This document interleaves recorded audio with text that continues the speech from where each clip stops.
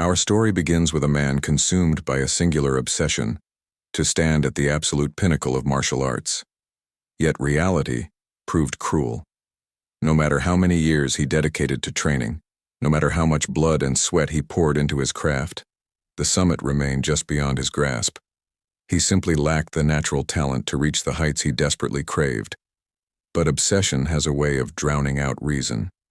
Instead of accepting his limitations, he turned to legend, chasing whispers of an ancient myth about a divine dragon that guarded a mystical golden fruit, rumored to bestow immortality upon those brave enough to consume it. After a brutal confrontation with the divine dragon guardian, he finally stood before the sacred tree. There it was, the legendary fruit bathed in radiant golden light, pulsing with an otherworldly aura that seemed to bend reality itself. Exhausted and bloodied, he collapsed atop the dragon's massive corpse, his gaze locked on the glowing prize. After regaining his strength, he rose to his feet and approached the tree with trembling hands. This was it. This fruit would grant him everything he'd sacrificed for. Without a moment's hesitation, he plucked the golden fruit and bit into it. Immediately, an explosive energy tore through his body, his veins igniting like wildfire as his very essence was reforged by divine power. This man was Zeke Eldragon, renowned as the strongest warrior humanity had ever known. But even legends must face their twilight. Decades later, Zeke lay frail and weak in his bed, surrounded by his descendants. His children and grandchildren whispered among themselves that his final moments were approaching. His eldest son clasped his father's weathered hand tightly, struggling to maintain composure. Zeke, still the head of the Eldragon family, told them he wanted no tears, that his time had simply arrived. His son replied with a forced smile, voice breaking that the manor had already grown unbearably lonely after their mother's passing, and would feel even emptier without their father. But Zeke urged him not to surrender to despair. As silence blanketed the room, Zeke reflected on the golden fruit. Perhaps the old myths were never meant to be believed. Still, he felt grateful for the long life he'd lived and the family he'd built. He assured his loved ones that he had no regrets. But it was a lie. Even now, on death's doorstep, he couldn't release his dream. If only he had more time, he would continue chasing that unreachable peak. With that unfulfilled desire burning in his heart, Zeke Eldragon took his final breath. Then the impossible happened. His eyes opened once more. Confusion flooded his mind. Was this merely sleep? Everything felt wrong. The room looked different. His body felt unnaturally light. When he finally examined his hands, shock paralyzed him. These tiny hands weren't his. He was an infant. As someone who had reached the 10th star of martial mastery, he couldn't comprehend how this transformation could occur without his awareness. Then understanding struck like lightning. The divine dragon. The golden fruit. The fruit hadn't granted immortality, but reincarnation. Though unexpected, excitement surged through him. He'd been given another chance. A second life to achieve what had eluded him before. Observing his surroundings, he realized he was in the annex of the Eldragon Manor. Somehow, he'd been reborn into his own bloodline. The room was filled with other newborns. Before he could process why so many infants were gathered here, a group of attendants entered carrying feeding bottles. But something was wrong. Instead of milk, the bottles contained a crimson liquid. Zeke watched as they poured the strange substance into the bottles. Suddenly they grabbed a goblin and forced the bottle into its mouth. Within seconds, the creature convulsed violently. A scarlet light erupted from its body before it exploded in a horrific spray of blood. Terror gripped Zeke. What kind of ritual was this? One attendant calmly noted that they needed to adjust the water ratio to make the mixture safe. As they began feeding the red liquid to the other infants, an attendant picked up Zeke. He instantly recognized the overwhelming energy emanating from the bottle. This was dragon blood, and it was far too potent for a newborn's fragile body to withstand. Before he could resist, the bottle was pressed to his lips. Instinct took over and he began drinking. Immediately, devastating power flooded his tiny body. Agony ripped through every nerve, but Gilfus recognized this force, ancient dragon blood coursing through his veins. This was incredibly dangerous, yet also an unprecedented opportunity. If he could absorb this power, he might surpass even his previous peak. He might finally reach the true summit. With iron determination, he continued drinking despite the excruciating pain. His veins bulged grotesquely, his body convulsing, but his will remained unshakable. "I am Gilfus Eldragon," he repeated internally, enduring until miraculously, he survived. The attendant stared in disbelief as he continued drinking what should have been lethal. Inside his infant body, two massive dragon energies clashed in a violent struggle for dominance. When one finally consumed the other, Gilfus marveled at how his body had absorbed the power. As the two dragon forces merged completely within him, he realized this was the perfect foundation for his second life. After draining the last drop, he couldn't believe he'd survived the overwhelming torment. His body hadn't ruptured. Instead, it had adapted and grown stronger. He noticed a few other infants had also survived the ordeal, which amused him slightly.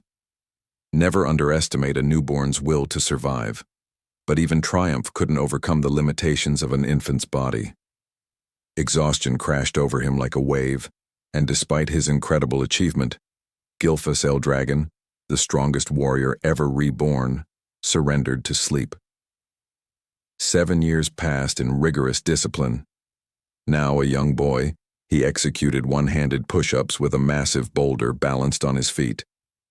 When he completed his 1,000th repetition, he kicked the boulder skyward and let it crash down onto his back. The impact would have shattered an ordinary child's spine, yet he barely felt it. Gilfus Eldragon, former head of the Eldragon clan, now lived under a new identity, Zeke Eldragon, though most called him Zeke. He marveled at the physical power he'd cultivated at such a young age, attributing it entirely to the ancient dragon blood coursing through his veins. In this world, every living being possessed what was known as a source of power. The ancient dragon blood they'd consumed as infants contained an extraordinary concentration of that power. Those who survived drinking it developed bodies vastly superior to ordinary humans.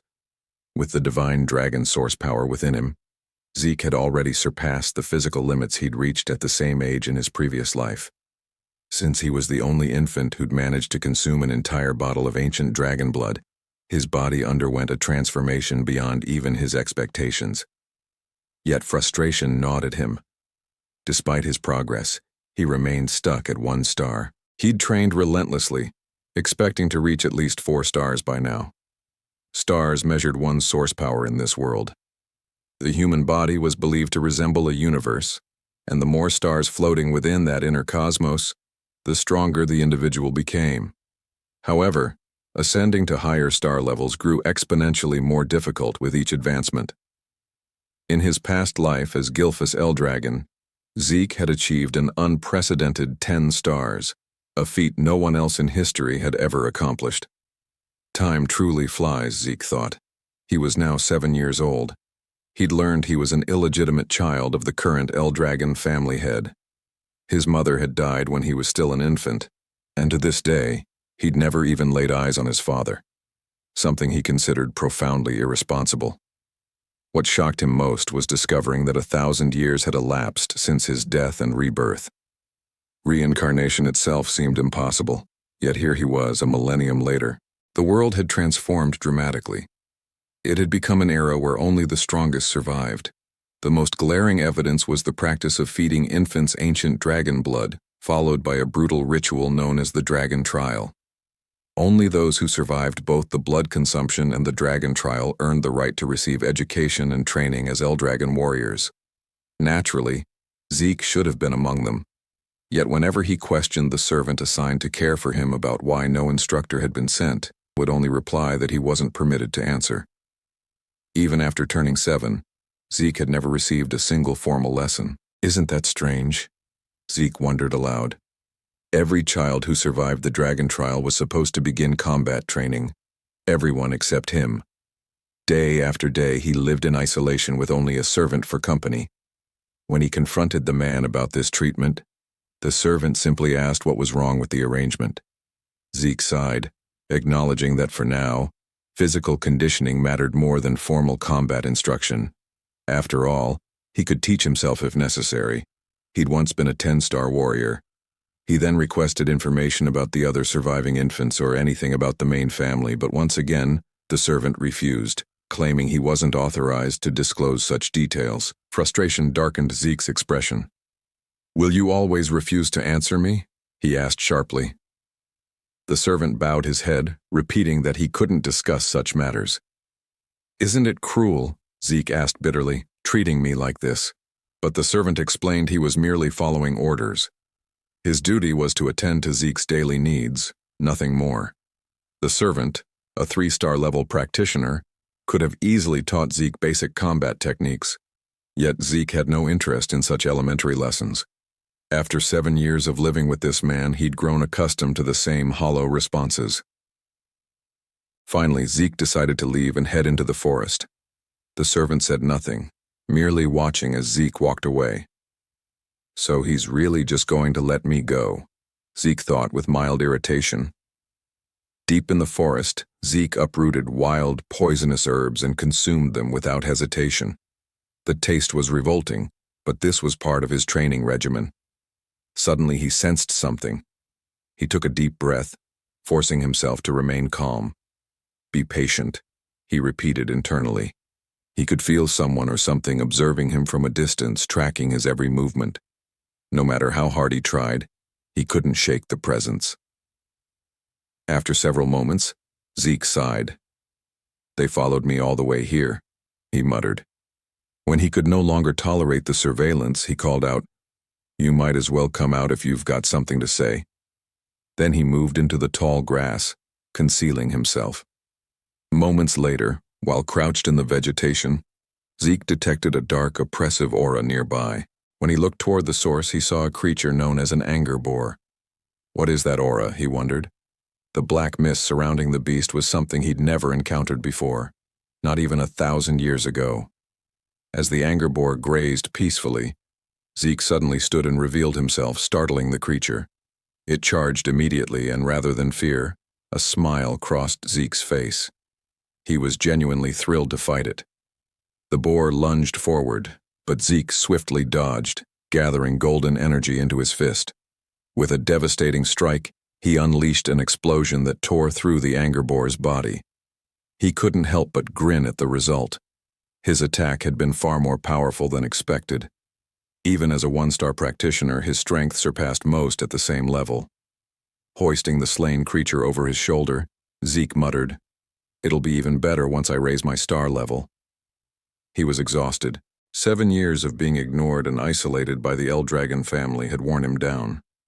He wondered if it was time to leave and travel independently, perhaps even venture toward the ocean and explore what this new world had to offer.